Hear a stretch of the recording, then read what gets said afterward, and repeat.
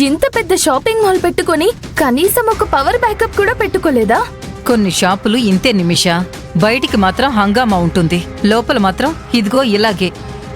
Minimum facilities దగ్గర కూడా పిసినారితనం చేస్తూ ఉంటారు. మై గాడ్, బేసిక్ గా ఇండియా అంటేనే సూపర్ హాట్ గా ఉంటుంది. ఇక పవర్ పోతే అంతే సంగతులు. స్వెట్ బాతింగ్ అయిపోతుంది. ఈ పవర్ ఎప్పుడొస్తుంది? మన షాపింగ్ ఎప్పుడవుతుంది?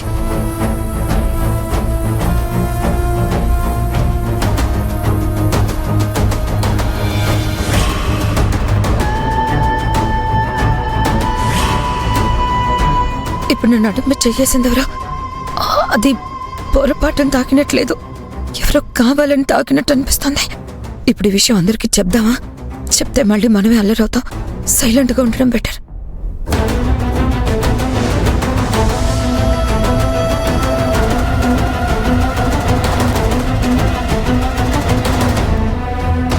అయినా అక్కడ అంతా జరిగితే అక్కడే చెప్పకుండా ఇంటికొచ్చాక చెప్తావేంటే? ఏం చెప్పాలమ్మా? వాడెవడో అక్కడ ఇక్కడ చేతులు వేశాడని అందరి ముందు చెప్పుకోమంటావా? నాకెంత సిగ్గుచేటుగా ఉంటుంది. సిగ్గుచేటని వదిలేసుకుంటే ఎలా అక్క? ఆ సిగ్గు మళ్ళవాడు ఎలా దొరుకుతాడు? సీసీటీవీ ఫుటేజ్ లో వాడెవడో తెలిస్తే వాడిని అక్కడికక్కడే నరికి పోగులు పెట్టేయాలనుకున్నాను. కానీ దురదృష్టవశాత్తు ఆ ఫుటేజ్ లో మనకి ఎలాంటి ఇన్ఫర్మేషన్ దొరకలేదు. నా కూతురు మీదే చెయ్యేస్తాడా? అది కూడా ప్లాన్ ప్రకారం. సమయం చూసుకుని మిస్బిహేవ్ చేస్తాడా? వాడేదో క్యాజువల్ గా చేసుండడు కాంచనా. పథకం ప్రకారమే ఇదంతా చేసుంటాడు. నాకు కూడా అలాగే అనిపిస్తుందమ్మా. కరెక్ట్ టైం చూసుకొని తప్పుగా ప్రవర్తించాడు.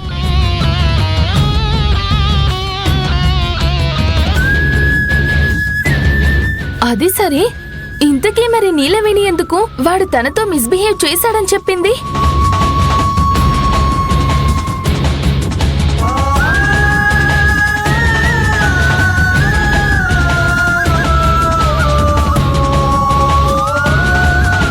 ఆ విషయం నాకు కూడా అర్థం కాలేదు నిమిషా.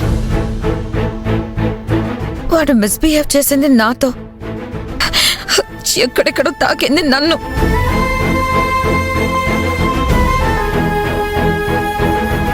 కానీ నీలివేణి ఎందుకు అలా చెప్పిందో నాకు అర్థం కావడం లేదు.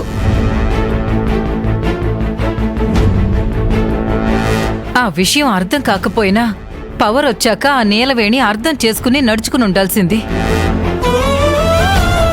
అపార్థం చేసుకుని రంజిత్ మీద చెయ్యి ఎత్తకుండా ఉండాల్సింది. అది నా మేనల్లుడి మీద చెయ్యెత్తి చాలా పెద్ద పొరపాటు చేసింది.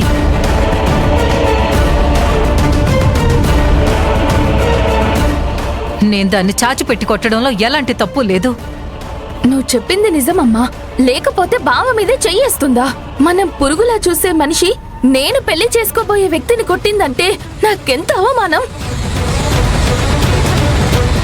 దాని చెంప పగులు కొట్టి చాలా మంచి పని చేశావమ్మా.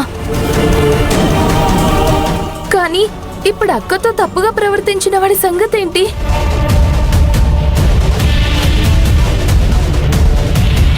వాడు ఎలా బయటపడతాడు?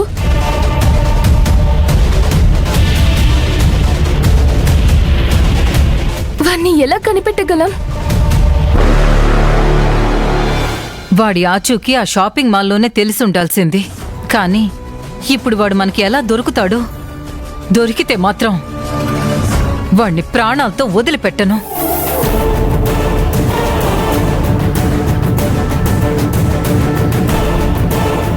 పైనుంచి కింద వరకు నిలువున చీల్చి పారేస్తాను.